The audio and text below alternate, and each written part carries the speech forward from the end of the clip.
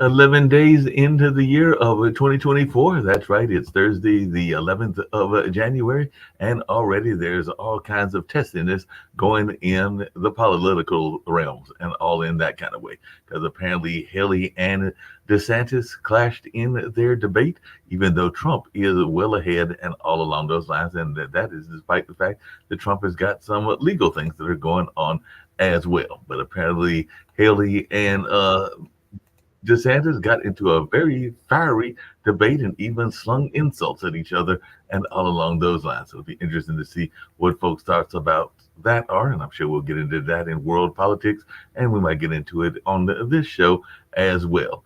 And by the way, if you're not feeling like you're getting enough of a winter, cold Arctic blast arrives on Friday. Prepare for high winds and blowing snow and extreme weather in parts of the United States, and definitely could be heading this way even. So maybe there's going to be some winter weather here in North Carolina, where I'm based at, and where Nick Palveda is based at as well. And Trump says he knows his VP pick, so who knows who that might be? Maybe he's already got it in his head, or maybe he just tried to float some names out there. But he's definitely said that he knows who it's going to be. So he's not telling us who it's going to be, but he's saying that he already knows who will be the person that will be using that second position. And definitely it'll be very interesting to see whether it's one of those folks that are already there or somebody else.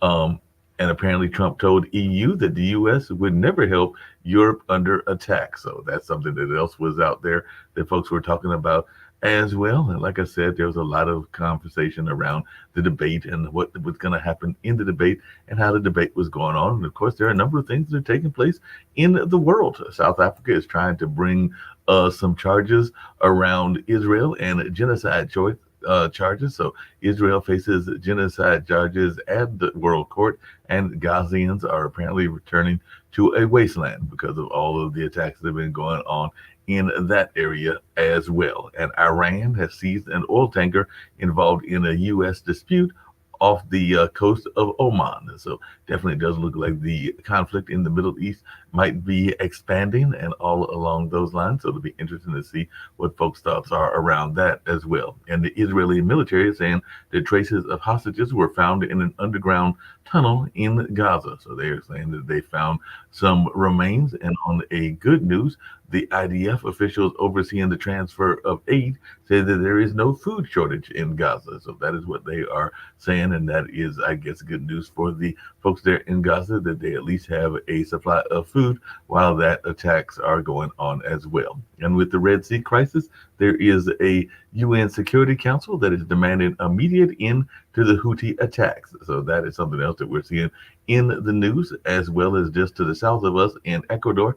Ecuador is battling drug gangs behind a surge of violence after there was days of terror after the gang leader's disappearance, because apparently one of their gang leaders disappeared and escaped prison and all along those lines. So definitely there's a lot of things going on in the world, including continuing unrest in Ukraine and Russia as well. As a matter of fact, Zelensky says Russia can be stopped, but Kyiv badly needs more air defense. So he's saying that they definitely need more air defense. And Lithuania announced a $200 million aid package, or maybe that's a 200 million pound, yeah, 200 million pound aid package to Ukraine. And Zelensky travels the Baltic, so definitely he is trying to get some more support for getting the war settled and all along those lines. But Putin apparently keeps targeting hotels full of foreign reporters in Ukraine. So that is something else that is going on as well. So there is the most powerful passport in the world, and apparently six countries tied for the top spot. And maybe Sasha will be glad to know this. The Canadian passport ranked among the most powerful in the world. So apparently that Canadian passport is very powerful, and the Pakistani passport ranked fourth least powerful globally, trailing behind North Korea. So have to find out what these six countries are that are doing quite well if you want to travel the country and travel the world and all along those lines. I know that Adam, when he's on here, talks about Singapore. And apparently, Singapore is one of the countries that's up there. So, 6 countries have earned the title of the most powerful passports in 2024, with all of them granting visa free travel to 194 out of 227 destinations. So, 4 EU member states now share the crown with Singapore and Japan as the number one passport in the quarterly Henley Passport Index. So they are Spain, Germany, France, and Italy. And like I said, apparently Canada's up there as well, or at least they're doing fairly decent. So maybe we'll see what's going on in that space as well. Even though when I'm looking at the countries, I definitely see Singapore and Japan, and I'm trying to find out exactly where Canada falls in there. So maybe it's a little bit further down than I was expecting. But there, one story was saying that definitely the Canadian passport ranked among the most powerful in the world on one of the sources that I saw, and all along those lines. So definitely there's a lot of things going on in the world, and we'll get ready to talk about them. Sweden's defense ministry is wanting to brace for war, and apparently that sends their public into a panic. So that is something else that we are seeing in the news. And Papua New Guinea, at least 15 were dead after major rioting and looting in that small nation as well. So definitely there's a lot of conflicts going on in the world as well. So a lot of things are taking place. IMF is to release 4.7 billion to Argentina as Javier Milei pursues austerity. So looks like maybe there's going to get some relief from the government as well. And Brexit erased 140 billion pounds from the UK economy. A London mayor has reported that and everything. So definitely there's a lot of things going on, even with the finances as well, because Mumbai has a $30 billion infrastructure makeover. So we've got a lot of people that are spending a lot of money as well as they are trying to build up their countries and all along those lines. I've got Steve Rao with me, so I'm going to bring Steve Rao on and see what he's got to say about a number of the stories. And of course, I've also got Rick Rosner and everything. So we'll get ready, and Nick Valveda. So we'll get ready to see who else wants to jump on the call later on and all along those lines. But definitely, I do see that I've got Steve. So Steve might have some news stories that he wants to share as well. So we got Steve with us. I don't have time for news stories today, but I'm about to meet Kamala Harris in about 10 minutes. So the vice president has asked to meet me for a little while. She's in Charlotte, and I'll have to delay my updates until tomorrow. Although I guess the main thing is the presidential debate. It does look like Donald Trump. I think Nikki Haley didn't do as well as I thought. But I think if he wins Iowa, I think all games are off. But I think we'll talk about that tomorrow. The vice president will be hopefully participating in a panel on gun violence, and I'm going to be spending just a few minutes with her. I'm leaving right now to go meet her. I just got here. But I'll update you guys tomorrow on my meeting with Vice President Harris. I think we got about 30 minutes where we're going to sit down with a few leaders, and should be interesting. So I don't want to keep you waiting. You're over there moving and shaking and moving with the movers and shakers and all along those lines. I do know that even here, I think I mentioned it yesterday, they seized some guns during a traffic stop, and they even said that they found weapons of mass destruction right here in Durham, North Carolina. So I'm guessing those weapons of mass destruction might have been AK-47s or other things that gangsters sometimes might have and everything. But, you know, that's a term that was used during the various war kind of situations. So I was actually surprised when I heard the news story that they found weapons of mass destruction right here in the Bull City. Well, my bad for not having the news. I didn't read my briefings today, but I'll get updated tomorrow. Guys, see you. I'll be back this evening. Send me a message of what you'd like me to ask the vice president, and it's a good opportunity, to engage with the second most powerful person in the country at the moment. Thank you all so much. Good. Have a great day and have a great show. Thanks. All right. Sounds good and everything. All right. We'll look forward to the report. But we'll send a camera crew with them next time he goes meets with presidents and vice presidents. Mark. Yeah, we need to send a camera crew. Speaking of camera crews, just to ask this question, because it's come up a couple of times. You know, there's a major event that's going to be taking place in Paris, France in the summer and everything. So are we going to send any camera crews to the Olympics and all along those lines? Because we definitely could have maybe some Olympic coverage and everything. So we're going to be able to graduate and send some people down to Paris, France for the Olympics. we probably can't film the event itself, believe it or not, because there's camera rights to the event. But you can film outside the event. So when is Paris? Because maybe I'll go. I like It's to the go to Summer Olympics, so it's the Summer Olympics. So I'm thinking that'll be like around July or something like that. But it's set for. I have a gripe about Olympics movies. There have been right now. There's a movie out about rowers who go to Hitler's Olympics, Berlin, I 1936. saw Boys in the Boat. You like it? Yeah, it's a true story, and my wife is from the state of Washington, so she's a Husky fan. All right. So Those are all well and good, but nobody in any of these movies ever kills Hitler, which pisses me off. That's the standard time travel question. If you could, would you go back in time and kill Hitler? And all these movies set in 1930, that's when you'd want to kill him at the Olympics, 1936. And nobody's ever made that time travel movie. Right. I mean, it's fine. They go back, they win some medals for America, but that leaves Hitler in place. Yeah, but see, that was based on a true story, though. So Yeah, but make an untrue story, like what JoJo or Inglorious Bastards was untrue. They killed Hitler in that. Oh, really? Okay. Well, I mean, Spoiler alert. But they were trying to present a true story that actually took place like in 1936. So that was the theory behind it, and a lot of people didn't realize that the University of Washington's second tier team actually won the gold medal in the Olympics. So they're trying to bring forth a feel-good story. Which is it's feel-good up to a point. Right. Yeah, that's the Yeah, I know you do a lot of traveling, Nick. So I'm trying to figure this out because I looked at some of these countries. The United Arab Emirates has been the biggest climber of the index over the last decade, leaping from 55th in 2014 to the 11th position, according to the report. But other notable improvements in mobility include Ukraine and China, which have climbed 2 ranks each in the past year. So China is now 62nd on the index, while Ukraine is now in 32nd place. Ukraine's in the middle of a war. Why would people be trying to travel to Ukraine? I'm trying to figure that out when I'm seeing that they have climbed up in the ranking. So that was actually puzzling to me. I mean, and we talk about China and the way that they oppress some certain people in the community and even visitors and everything. So that one, I'm not sure how they're determining the demographics. It could be people that fled from Ukraine and Kyiv during the war. Kyiv is one of the biggest cities in Europe. It's like the 4th biggest city behind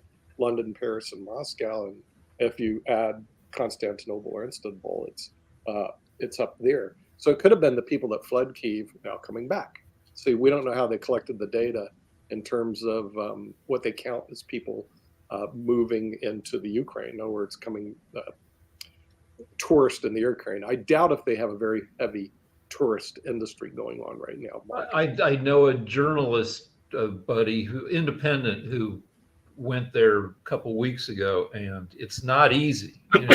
Fly in there. Yeah. You got to take like a 10-hour. You got to land in like Belarus, or take a 10-hour train ride. Right. Yeah. So the thing is, I don't think it's a vacation destination at this point in time. I did look at St. Petersburg because I was there in 2014 when there was better relations between the U.S. and Russia, and just to check the hotel prices, which are now across the map. The expensive ones are still expensive. The cheap ones are dirt cheap. But I don't know who's going into St. Petersburg, Russia right now because of the sanctions the West has. So it has to be people from China.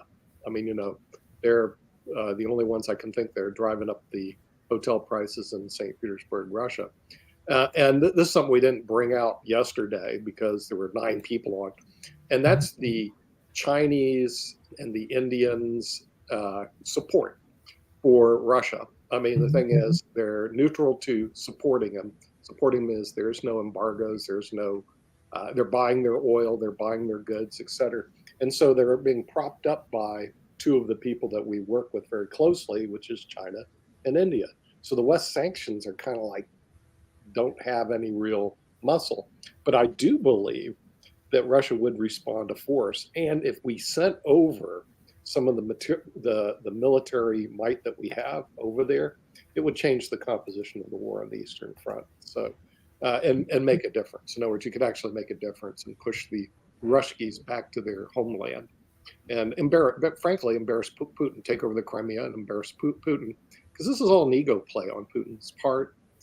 You could argue that part of it was the creep of NATO up through the Baltic states. I mean, can you imagine Estonia, Latvia, Lithuania becoming part of NATO? But then you also have to look at this, Mark.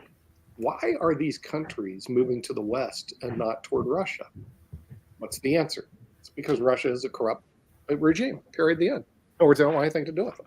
So, it is a war. I agree. It's the war in Ukraine is actually a war for freedom. And although I didn't have a bad time with the Ruskies other than getting pickpocketed on the Nevsky Prospect, the hotel was nice. The people were nice. I didn't have a problem with the. Yeah, there were nice people all over the world and everything. Hey, Rick, there's a scandal going on where your daughter is and everything. I was wondering if you've been following this story and what's going on with this post office scandal, because apparently they are saying that the post office scandal victims will be exonerated. And I know sometimes when we think of post office, we think about people going postal, or we think about some of the ways that the post office either does or doesn't get mail to us and everything. But apparently there's some sort of scandal going on with the post office there in London. And I do know that your daughter is over there and she's about to get married. But I was wondering if you've been hearing anything about this post office scandal. And apparently there are victims that will be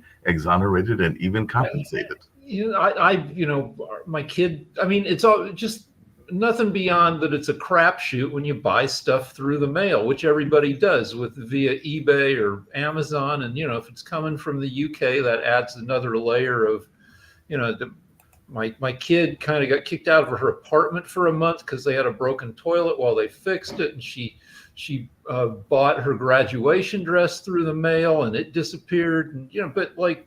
And, we had during 2020, the U.S. mails just got ridiculous because Trump put Louis DeJoy in office to screw the mails, and it's. I'm always like nervously waiting to see if the stuff I order will actually arrive intact. So, but beyond that, also they have the porch pirates that if stuff lands on your front yard, Mhm. my walker drives by and they pick it up, and I'm going like. To me, it is the most disgusting thing, almost the most disgusting thing the disgusting human race can do. I mean, humans are bad to begin with, but please don't be so low as to go into somebody's yard. I mean, if you think about it, and pick up a package which you don't even know what's in it.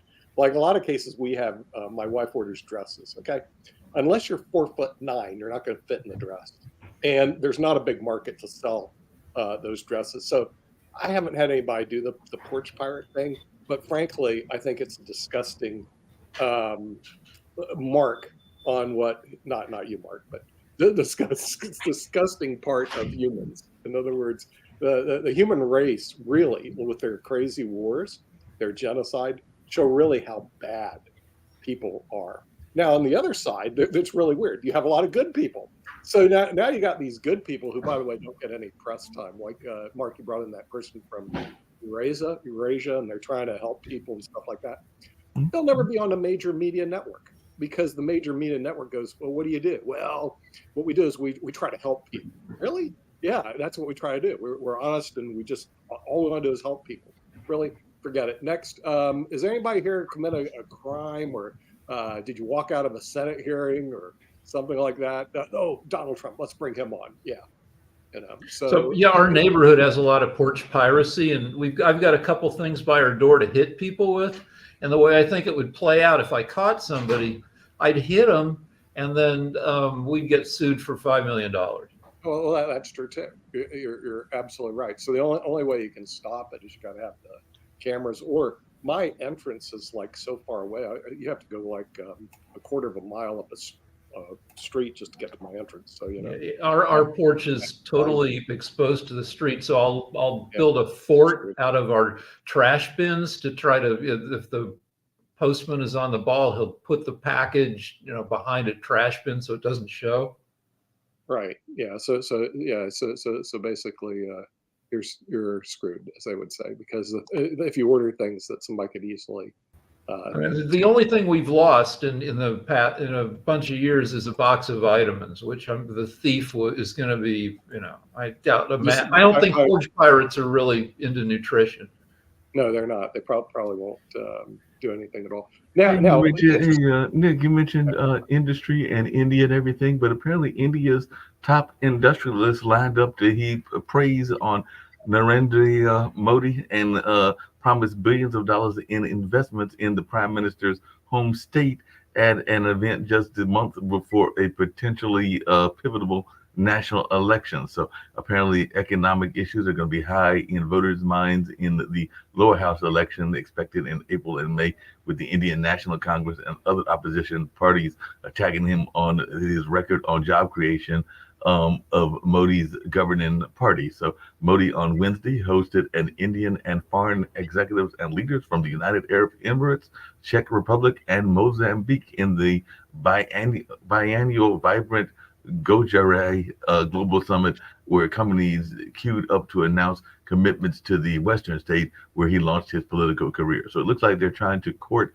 some folks, including some folks in the green energy space and other spaces, to continue to fund things in India. So I was just wondering y'all's thoughts around this, because apparently India is trying to court some folks to come over there and boost their economy, and I'm sure that might help Prime Minister Modi and everything. But I mean, Modi's doing a good job for India, but just realize the interest of India may conflict with the interest of the United States. So him being a major trading partner with Russia is good for India, because a problem with India, they don't have any oil, seriously. So they need to get cheap oil. So Modi goes, well, where can I get it? Russia. Oh, they're having a fight with Ukraine. He shrugs his shoulders. He vowed to make India a developed economy by 2047, as if he expected the country, the world's fifth largest economy, to become one of the top three in the next few years. The demographics I get is they will be in one will be China, two will be India, three will be the United States. Yeah, China is an awakened giant because it's a dictatorship that also makes a lot of people in the country rich. And India is a semi-sleeping giant because it's a hard country to govern. It's got a bunch of different demographics. But if they ever get their act together and become unified and deal with education and they will be as much of a threat as China economically, because they have 4 times our. They'll overtake the U.S. I mean, by 2050. It'll be China and the U.S. economically in terms of overall gross domestic product. So we're going to slip to the number 3 position. We've been number 1, but that ain't going to hold. And so if you look at it, our population just isn't big enough to support what their populations. They have like 1.6 billion people. We have 300 million. Each of them have at least 4 times our population. Yeah, exactly. So the thing is, their GDP is going to exceed what we have, and you're going to have to look to India and China to be the leaders. They're going to be leaders of the world, and U.S. is going to slip to 3rd place. And we've also got to be thinking about even some of the degrees of the money that is being spent. I mentioned some of the stuff that is going on. IMF is to release $4.7 billion to Argentina, as Javier Milei is pursuing austerity in that country. So who knows, Latin America may be a force as well. And like I said, Mumbai has got a $30 billion infrastructure makeover going on in their part of the world. So apparently they're saying that even over there, there's going to be no bikes and autos allowed on India's longest sea bridge. And there might even be some regulations as far as the speed limit as well. So just wonder what y'all's thoughts are around these global initiatives that are spending a whole lot of money or having a whole lot of money given to them as well. Argentina's had tremendous problems with inflation. Like we're complaining when we're 8% a year, 9% a year. They're 8 to 9% a month in inflation mark. And the inflation is caused by government spending or government, quote, overspending. Because a certain amount of government spending is necessary. A lot of it isn't. And so what happens is that I don't think it's an austerity program. It's more of a let's get inflation under control. And there's 2 ways you can do it. One, if you ever play a video game and you have just one lever, that's called the Federal Reserve. All they can do is move the interest rates up and down. Then you have the federal government. They have the whole board. They have, literally $6 trillion, $7 trillion of, quote, discretionary spending that they do on an annual basis. And that's out of control. And you can go throughout the government, the U.S. government, you can see what happens. So what does it cause? It causes inflation. And so that's a tax, frankly, on everybody. So we're not taxing the rich. We're not taxing the poor. We're taxing everybody through the massive amounts of inflation that have taken place the last couple of years. So sooner or later, Isn't there more to inflation than just government spending? Government spending is one, interest rates is another, because it also deals with the money supply. In other words, when you have a vast increased money supply, you also create inflation. It's just back to you have more dollars out there chasing fewer goods. Yeah, right. What about supply chains and everything else? Pardon? What about supply chains and everything else? Well, there's a thing called greedflation, where companies look at everybody blaming the government and blaming supply chain for inflation. That are like, this would be a great time to raise our prices because we can get away with it. And that's half of what's been going on, according to some studies. Yeah, well, it's not just getting away with it. It's actually to maintain your own position. We raised our prices on our pension plans for the first time in like a decade because, as I told my business partner, I said, look, all of our internal costs are going up. If we're just going to maintain even, we're going to have to increase our prices. And we did like 8 or 10%. We moved up our prices on our plans. On the HOA, which is about $1 million budget, we did the same thing. We moved up the prices. And I said, and we had a lot of complaints. Oh, why did my homeowners association dues go up? I said, it's because our internal cost went up. I think what Rick is talking about, though, isn't what you're talking about. I think I know he's talking about gouging inflation, so the greedy capitalists can. And there's a range. Like I think the oil companies are pretty greedy, but then you look at the super greedy. They're extremely greedy. Come on, Rick. You know, oil is one of my biggest investments. Do you know why? It's because you want on your team the most greediest capitalist in the world, and they're in the oil and gas industry. So if you want to buy stocks, buy energy stocks, because these greedy SOBs will put money in your pocket, period, the end. So yes, any chance they have to gouge the American public, they will do so on my behalf. Thank you very much. I enjoy collecting my dividends. You make money. On the other hand, you look at the supermarket business, which is kind of a terrible business because the profit margin is 2%. And so, I mean, it's crazy how small the margin is. And then they see that they can maybe do a little price gouging to raise their margin to 3%. I don't know if you can really blame them that much. I have problems with consumer goods like that, investing in them, because frankly, they're too competitive and they're too reliant on things that take place you have no control of, like the weather, for example.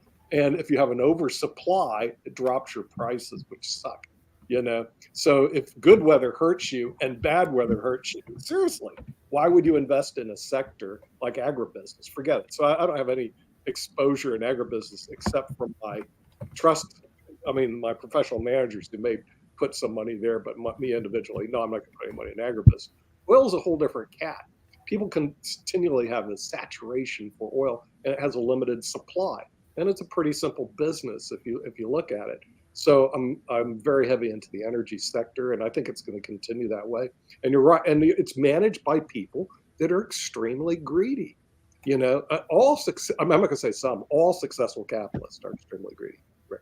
You know, they're greedy beyond any imagination of anybody that we've ever had on these programs. And the ones that do come on the programs quickly exit, because unless they're greedy hands out for it and be greased, they're not going to show up on our Pod TV network. So you're not going to see too many of them. You know, it's just the nature of the beast. I don't know if you had to. I've had to deal with these beasts for 40 years, and they are animals when it comes to making money. You know, they're not like normal people. You know, and then you have the lottery winners, people that excel in one particular area, and they just make a lot of money. But those same people can lose a lot of money. I'm talking about celebrities and sports figures. They'll lose a lot of money because they're not the greedy beast of the capitalists, which tend to create problems. Well, Aaron Rodgers has been, he said some scurrilous crap about Jimmy Kimmel. and that's been going back and forth for a week now. But Right. I thought the interesting thing was Aaron Rodgers goes on that McAfee's podcast like once a week. Aaron Rodgers has been paid more than $1 million to show up once a week and say garbage. Yeah, right. Well, but the thing is, he's not really a greedy capitalist, believe it or not.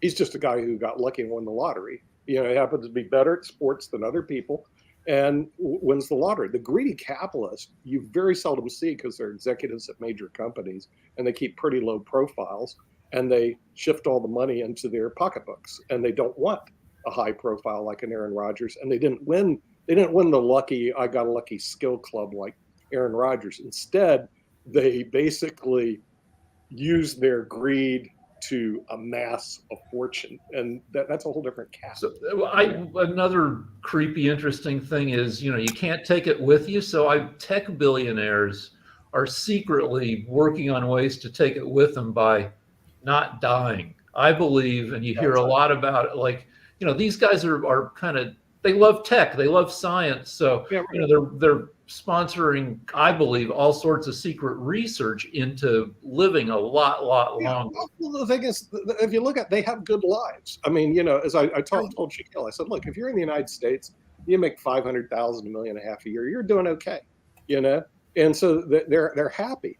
But that's like a very small percentage of the population. They did a study again, and they said the average American has total to their name $835. Yeah, that's probably true. Hey, Nick, so I'm thinking that you don't think that this new school that just came up would be a great school because apparently Appalachian, I'm thinking that's Appalachian State University, has got the Appalachian Farm School, which is offering a chance for those interested in agriculture to turn their passion into a successful business. So it's organized by Southwestern Community College's Small Business Center. The Appalachian Farm School meets from 5:30 to 8:30 on Mondays between January 15th and March 4th. And apparently they're going to teach folks how to get dirty and to actually make a living on the farm and on the land. So I'm guessing, if I'm hearing you correctly, that you're thinking that this isn't a great idea, even though they've got support from agencies like the USDA, Farm Service Agency, and North Carolina Department of Agriculture, the Carolina Farm Credit, as well as others as well. I think they're going to teach people about the business of farming. Mark, it's a pipe dream. Okay, agribusiness in the United States, unless it's scaled heavily, is a horrible business to be in.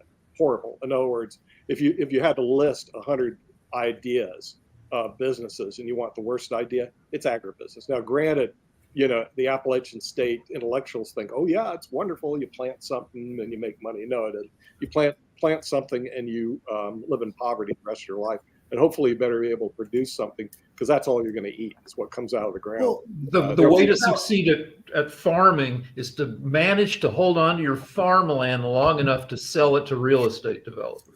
That's true. What Rick said is true. If you're able to amass enough farmland to sell it eventually to a real estate developer, then you can make money. But the real problem I've seen, Rick, is a lot of the small farmers, believe it or not, they lease their land to grow the crop on. Well, then that's the worst of both worlds. Yeah. But it's a horrible business plan. I mean, do what Jacoby does. Create some video game market space where you can actually scale and make money. But please don't go into agribusiness. That's just. But think of how crazy our priorities are, especially around finance and everything. We're going to need that agribusiness because at this point where our crops and everything else are coming from, we're losing crops and losing things. We have to import grain from areas like Ukraine where we have to still, we have to make sure that they're taking, we've got to import these. We import grain to Tokyo, sure. The U.S., we are the breadbasket of basically our world. No, but he's correct. We import quite a bit from Ukraine of grain. Yes. We are importing grain from Ukraine. Yes. How did we screw that up? Oh, that's probably the Department of Agriculture, which I no, I mean, if you think about it, how do we? But Nick, if you think about, you're arguing that agribusiness is a bad business to go into. Yeah. Sure. Where else are we going to get the food? Where else are we going to get the grain? you're going to get it from the scaled agribusiness that exists today in the United States. In other words, the agribusiness today is the big business. But if you're a small farmer, Jacoby said, hey, I plan on getting 640 acres. I'm going to raise crops. I'm going to say, Jacoby, first thing you need to do is sit down with a good psychiatrist and get some good medicine, okay, and rethink what you're doing and remember what country you're in, okay, because you're going to lose your life and your tail. So Appalachian State is doing no favors promoting this to their schools. I think it's a good thing because again, we are going to Good things need don't make money. Haven't you ever seen Shark Tank, Jacoby? Come on, man. Mr. teaching Wonderful doesn't would make go, money. You can do a lot of good things and be broke, Jacoby. No, but Broke. teaching doesn't make Knock money. Yeah, there you go. Being a police That's officer and being a fireman don't really make a ton of money. Being a nurse doesn't make a bunch of money. Well, you're These are naming the occupations that are bottom 100. necessary. Okay, the top one is to be in the medical or health professions. There's absolutely no question about it. Okay. Well, it is again, it's an area where, like, if you're a nurse or you're a doctor, you're always employed or employable somewhere, and you're always going to make money doing No, that. but hold on a second. No. As a Hold on a nurse, second, no. because Toby can actually speak to that because I know for a fact that I've got friends that are You're in talking- that space that are nurses and doctors, and not every nurse and doctor is getting paid a sizable chunk of money. Now that is a misnomer. Folks are thinking that doctors and lawyers, and you even know that, Nick, all making a boatload of money. Now there might be some that are very successful that are doing that, but there are a number of doctors that are making very poor amount of money, and they are definitely struggling, even in their 10th or 15th or 20th year of a career. So I'm not going to say that Cosmetic all doctors are surgery. making tons of money. So- But Toby, you've got a wife that's in that field. So am I far off in thinking that there are some doctors that are not making that much Is money? your wife unemployed, Jacoby? Has she ever been unemployed in the medical? there are unemployed nurses. No, There I'm are not saying. I just want to answer the little evidence from you, counselor. Has your wife ever been unemployed? so that argument is always a Can you bad just answer argument. yes or no? Can you No. just? I don't need a- I got don't need two a dogs. PhD. Here's your answer. Here I've comes got the two dogs in my backyard, so that means everybody in the world has two dogs in their backyard right now. I So just the wanted argument to around answer. utilizing I didn't want saying, to- hey, well, in your personal space, what happens in your backyard is actually the same thing that happens in everybody's backyard. But statistically speaking, based on all the data that's out there, yes, nurses are underpaid. Doctors actually get more money than nurses. Yes, they do.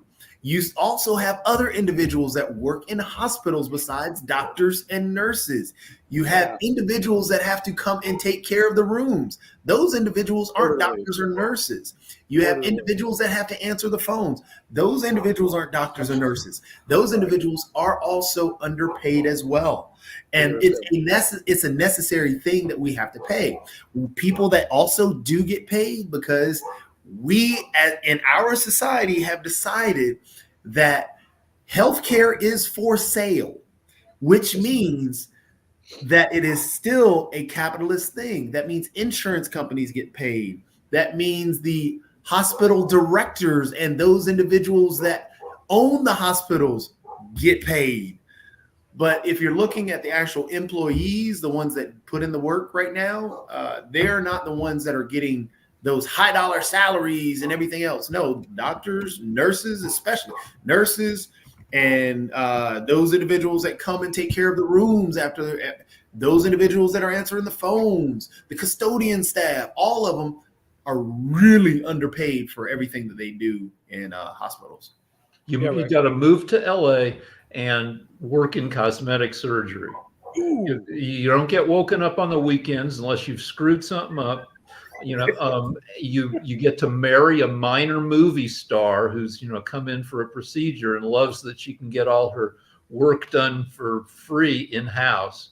It's a great Well, I business. mean, there is a certain job that goes on in the medical profession, and I actually had a relative of mine that was actually a relative's sister that was involved in this field and everything. But yeah, there's pretty good money to knock people out and everything, because anesthesiologists actually do get paid a pretty decent salary and everything, and their main job is to lay you out and knock you out and all in that Yeah, space. so So does that is one of CRNA. those jobs that does get Yeah. paid a fairly decent salary. I think the average pay for an anesthesiologist is like around 239,000 and everything along those lines. And I know that there's more to the job than just being the knockout person, but that is definitely what most people think of when they think of the anesthesiologist. Yeah, what I saw when I'm working with anesthesiologists, they make about 300,000 a year, and the CRNAs, certified registered nurse anesthesiologists, make over 110,000 per year. So they don't do bad. Here's what's really bad about the medical profession: these people work like dogs. I mean, they really. I've never seen a group that work until they pass out, and that's the medical profession. I don't know how they do it, but the thing is, they just work, drop dead, or work, go to sleep, and then wake up, and then eventually they drop dead. But that group has unbelievable. Wait a minute. Hold on a second. You don't Hold on a want second. Nick, hold on a second. Isn't that the same thing that they said about these folks that you say are a bad job and everything? Because as I have family members that are in that farm space and they wake up literally at the sound of the chickens, and they sometimes don't go to bed till well into the farmers do the midnight same hour thing, and Mark. The thing everything. is So they don't they are pull definitely down some of the the hardest nuts. working people as well. A CRNA will pull down 110 grand a year. An anesthesiologist will pull down 300,000 a year. I haven't seen farmers pulling 100 grand a year or 300,000 a year. Period. Full stop. But go on. You don't want to get your care from somebody who's been awake for 22 hours straight. And That's maybe AI will help with some of that. When they put in systems in hospitals where you've got a non-human advisor reminding like doctors to do something as simple as wash their hands a lot, it Right. reduces the amount of fatal medical mistakes. AI has already been placed in radiology, and they showed that the radiologist almost cannot compete today with AI. Well, One of the best speaking of jobs AI, because I was going to get to an AI story as well, because one of the things with AI and just internet in general has been this notion of safety and safety security and trust and everything. And apparently, our favorite person, and yes, I'm being slightly sarcastic in that, Elon Musk has slashed 30% of the trust and safety staff, according to an Australian online safety watchdog group. So apparently, they are taking over of sacking about 1,000 people that were responsible for making sure that the internet was safe. So he's basically lost these jobs, even though that I still call it Twitter. I In think 14 months, Elon Musk has taken Twitter from being worth 44 billion to 12.5 billion. So he overpaid for it anyway to begin with. I mean, really, Rick, he had no business putting 44 billion into that company. That was but there's it's crazy what is on Twitter now in terms of like the Twitter. I don't even read it anymore. Racism and insane. It's not crazy. It's not crazy. Any wacko gets on Twitter and writes stuff that just doesn't make any sense at all, and people follow it. I mean, Twitter the funny thing was Elon Musk's defense of how he's losing that money and how the advertisers are pulling out, trying to blame the death of Twitter on advertisers leaving, that it was the advertisers' fault, that they're not advertising on Twitter. Therefore, Twitter is dying because it's the advertiser. When you look at the ads, it's only people who can tolerate, the risk that their ad will show up right under a tweet that says, Hitler was right. And then, buy these drill bits that drill through all kinds of metal. Yeah. I just never got into Twitter. It's just, to me, it was a little crazy. Now there's a website, Quora, Quora or whatever it is. They actually have some pretty good commentary on it. I don't know if you ever go to that one. I think it's Quora. Yeah. I want to talk about last night's debate, which I watched a little of. DeSantis is definitely creepy. Haley's only a little creepy, but I think we get in trouble as a nation when all the candidates for president are creepy, have high disapproval, and this is going to be our third consecutive election where there's not a charismatic candidate. Biden. There's Trump. He's charismatic. Yeah, but but half the country, 55% of the country thinks he's an asshole. Well, that's true. He can be a charismatic jerk. The last Republican landslide was where somebody picks up 80% of the electoral votes was Reagan in 84. And I think the Democrats may have had one a little more recently, but like when you have these contested close elections, and G.H.W. Bush was pretty charming. Obama was charming. We haven't had a charming candidate. This is going to be the third election without it, and it leaves everybody pissed off and dissatisfied. Right. Well, the debate, I tried to watch it as well, Rick, and honestly, there were no standout performances other than Chris Christie before the debate saying that he's no longer in. He was actually the best performance last night out of all three of the candidates. Yeah, when a candidate's whipped and doesn't have to worry about what they're saying anymore, but get a lot of good moments. Apparently a new phrase came out in there and everything, because apparently DeSantis accused Nikki Haley of being engaged in ballistic pedantry, which basically means foot in the mouth and everything. But that was a line that apparently folks enjoyed and everything. So apparently he had a couple of good lines that folks enjoyed from the audience, from what I had heard and everything. Well, and Nikki Haley kept trying to push her RonDeSantisLies.com. Okay, we already know he lies. My wife and I watched quite a bit of it, asking ourselves, why are we watching this thing? Because it means almost nothing overall. Because those are your choices. I mean, if you look at the Republican Party, you have those two plus the Don, and that's it. Well, honestly, the Don is so far ahead, and nothing they did last night was going to crack into his lead. I agree with you. So here's going to be this next election, assuming that this guy's not in jail, which I'm not really sure, or he's not completely broke. By the way, this case he's doing in what is it, New York City? New York right now. Yeah, that is a big financial problem for him.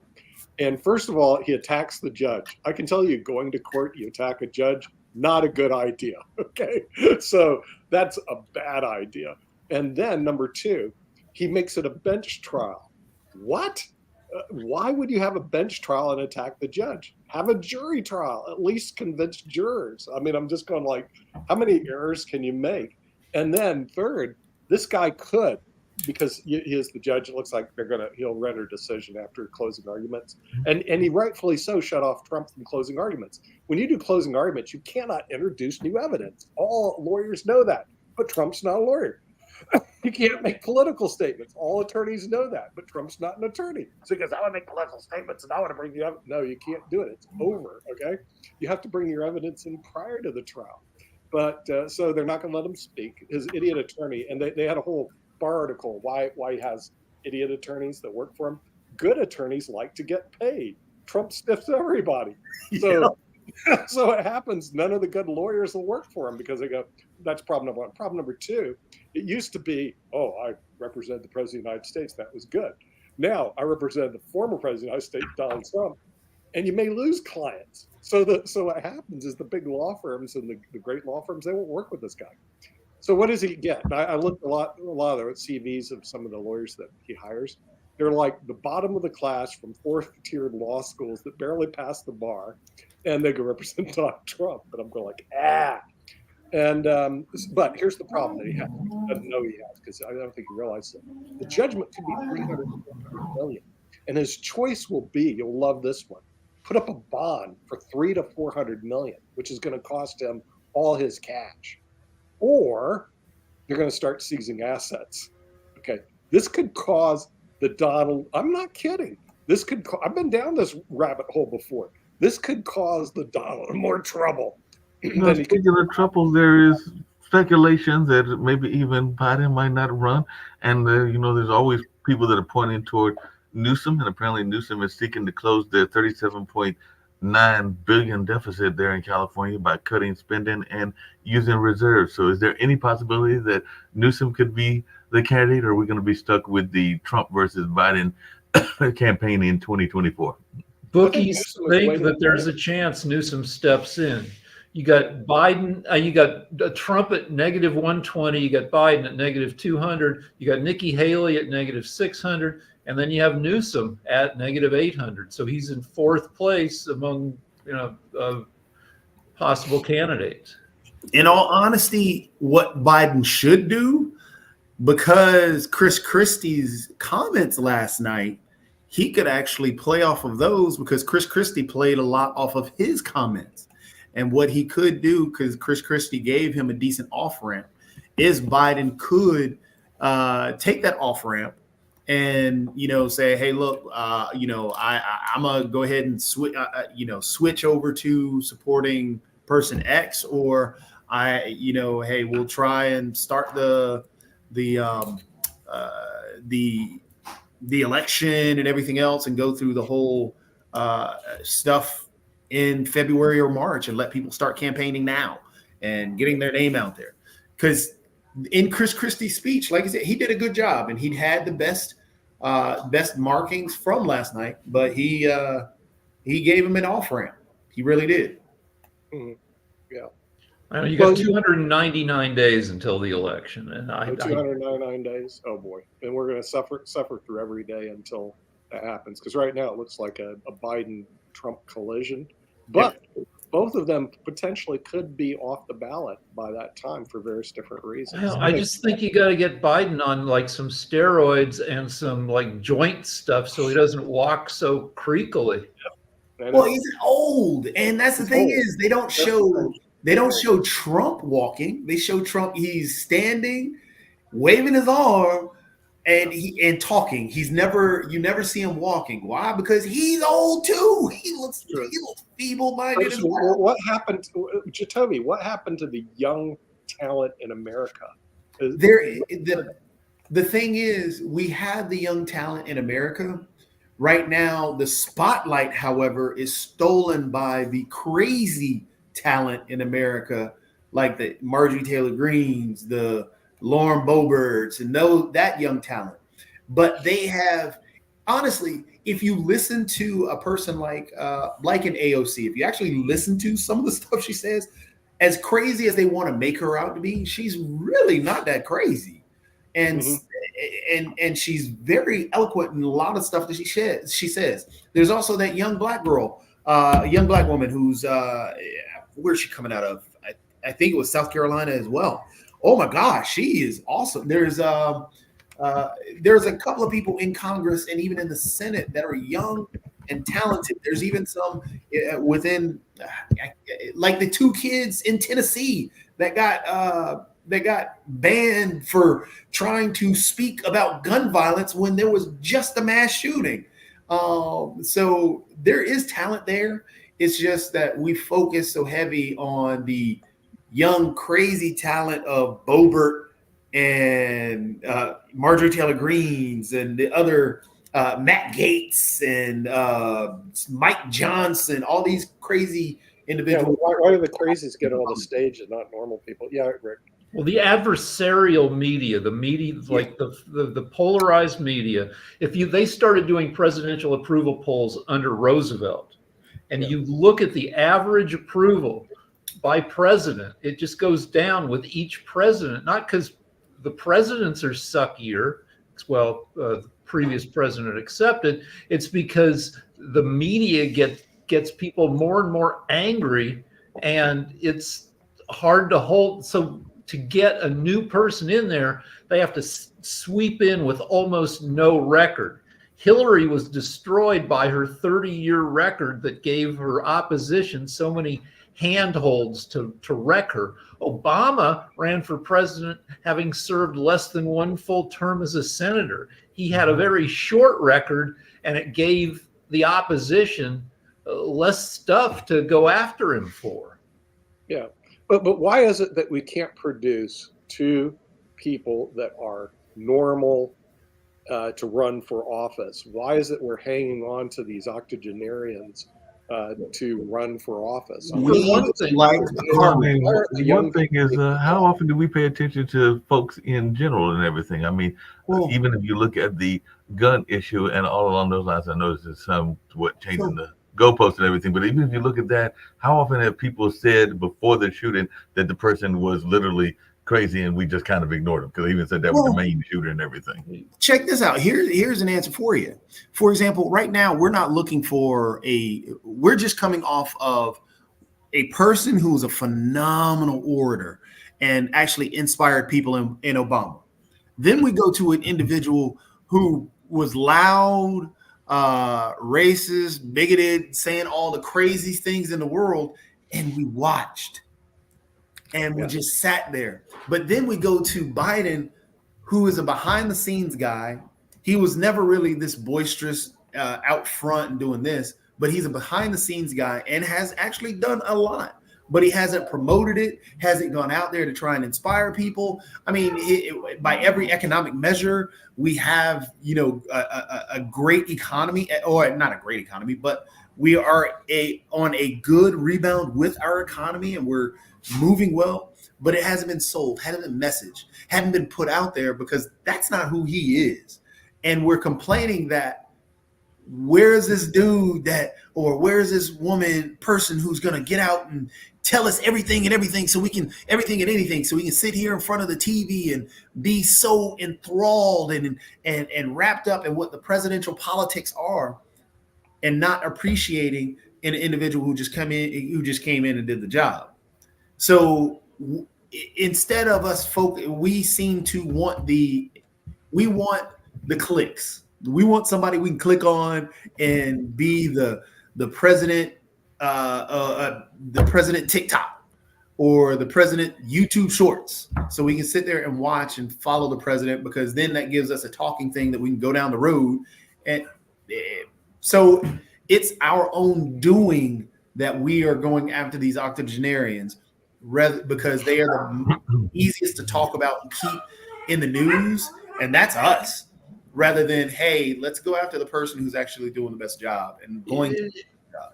It's also what the job is now and who it attracts.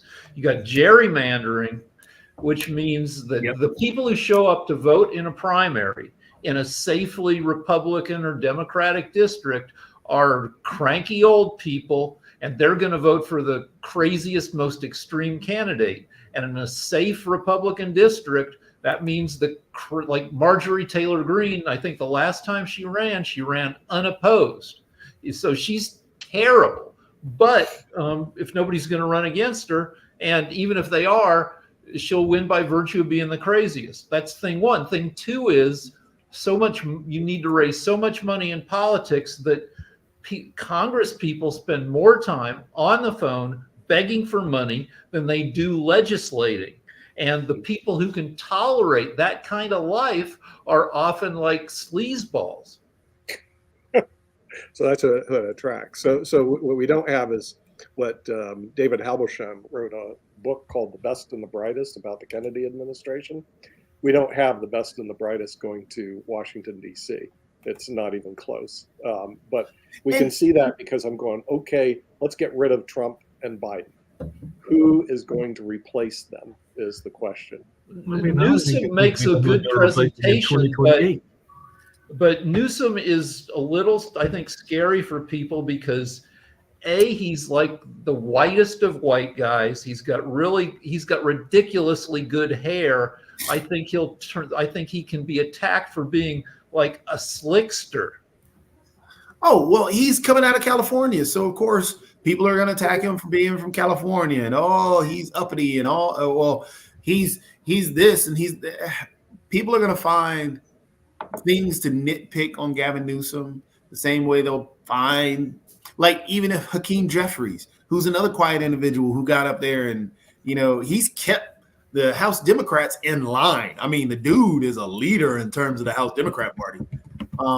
But even if he were to get up there, he's going to get attacked for being, he's from New York and he's doing a great job. He's doing fine.